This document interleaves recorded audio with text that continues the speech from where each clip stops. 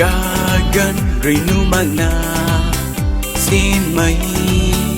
nàng anh ấy ta đi tâm lâu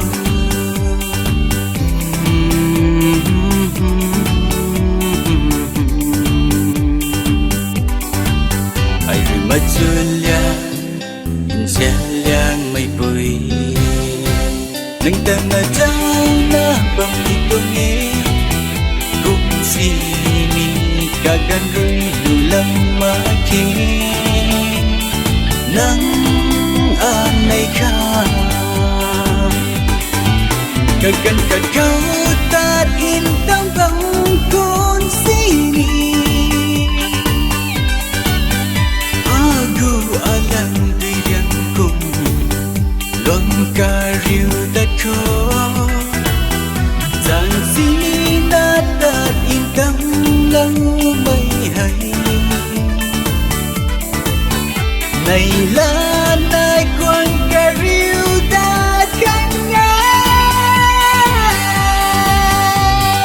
dung si giang si băng rio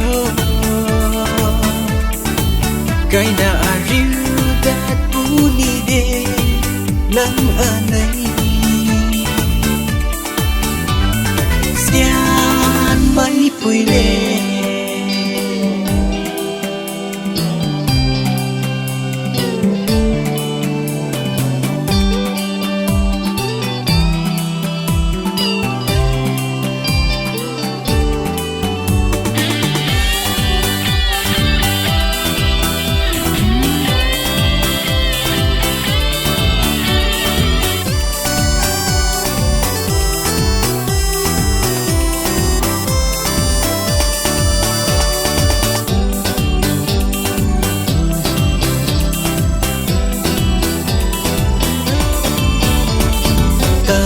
lâu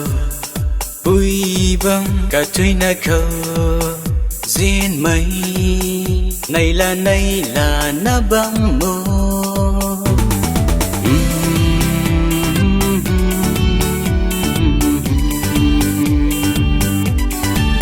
nàng an này riu ta ni bụiกันkhang ta này là na in khoan na băng khoan nó cả gần rồi dù lâu ta thì nung chiếu rơi riu đã khô cả gần cả câu ta in tăng bằng con gì nì lần aku tôi rằng cùng vang cả riu đã khô giang xin đã đạt in tâm lâu mây hay này là nơi quan cả riu